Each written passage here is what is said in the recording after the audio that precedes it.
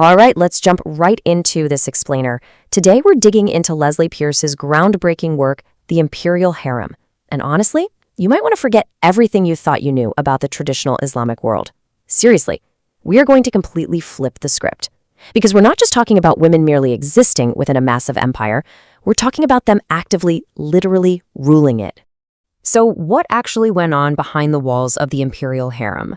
For centuries, popular imagination has painted it as this place of strict female seclusion, just total subservience to a male ruler, sort of a hidden world, totally detached from the actual gears of government. But honestly, that image, it's a complete myth. The reality of the harem is so much more complex, highly structured, and, as we'll see, incredibly powerful. Here's the timeline we're looking at, from roughly 1520, so right around the start of Suleiman the Magnificent's reign, all the way into the mid-17th century, the Ottoman Empire went through this incredible period often called the Sultanate of Women. During this time, high-ranking women of the Ottoman dynasty just completely shattered the idea of female political irrelevance. They were stepping up, acting boldly, and directly exercising supreme sovereign power. It's a real game changer.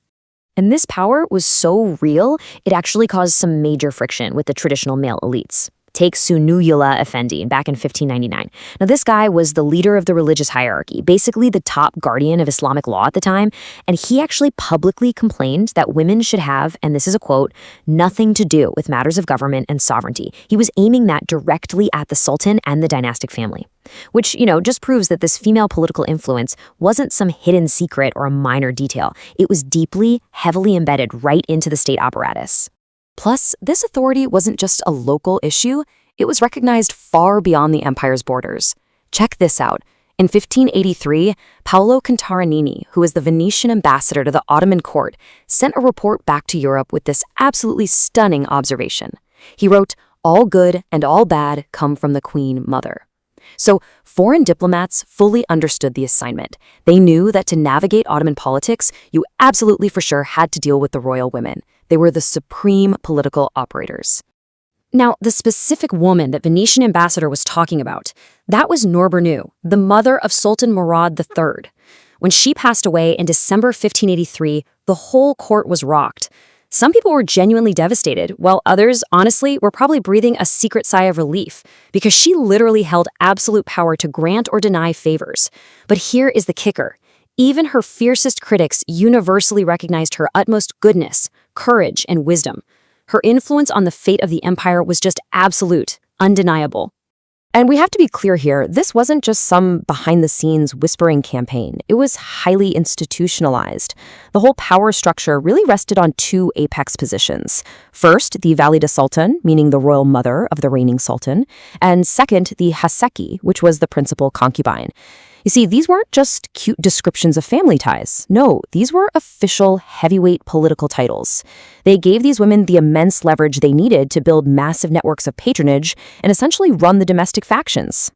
Okay, let's pivot a bit and look at the politics of reproduction. We're about to peel back the layers on the deepest structural secrets of the imperial harem. And as you'll see, that traditional view we talked about earlier, the one focused just on gender segregation, it completely misses how the actual mechanics of Ottoman power really worked. So here is the major paradigm shift. The long-standing myth, right, is that power in this society was this strict male versus female divide, with men just blanketly dominating women. But the reality? It was actually based on a senior versus junior divide. The real hierarchy wasn't strictly about your gender. It was all about generational authority. The senior generation completely subordinated the junior generation, and that was true regardless of whether you were male or female. Just think about how that played out in practice. Older post-sexual female elders, the real senior women of the dynasty, enjoyed a massive amount of respect from the older men. And at the same time, they fiercely controlled the younger, reproductively active members of the household. They were heavily scrutinizing and managing the behavior of young women, but also young royal males. For these elder women, getting older actually freed them from restrictions. It basically catapulted them right to the very top of the political food chain. And this internal dynamic didn't just stay in the harem, it rippled outward and affected the entire empire. Men and women alike gained or lost their political footing based entirely on these precise family dynamics.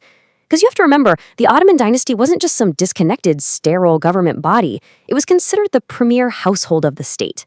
By mirroring the everyday family structures that the broader society expected, the dynasty actually boosted its own legitimacy. So ultimately, the women who mastered these complex domestic factions, they were, in effect, pulling the strings of the empire's broader political factions. Now, obviously, this female authority wasn't just confined behind walls.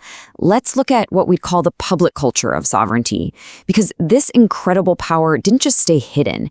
It manifested loudly, proudly, and extremely visibly right in the public eye. The sheer scope of what they did publicly is just staggering. I mean, these royal women acted directly as regents for their sons. They were the ones negotiating high-stakes diplomacy with foreign powers. They spearheaded the royal patronage of monumental buildings, and they managed these massive charitable endowments that literally kept entire cities running.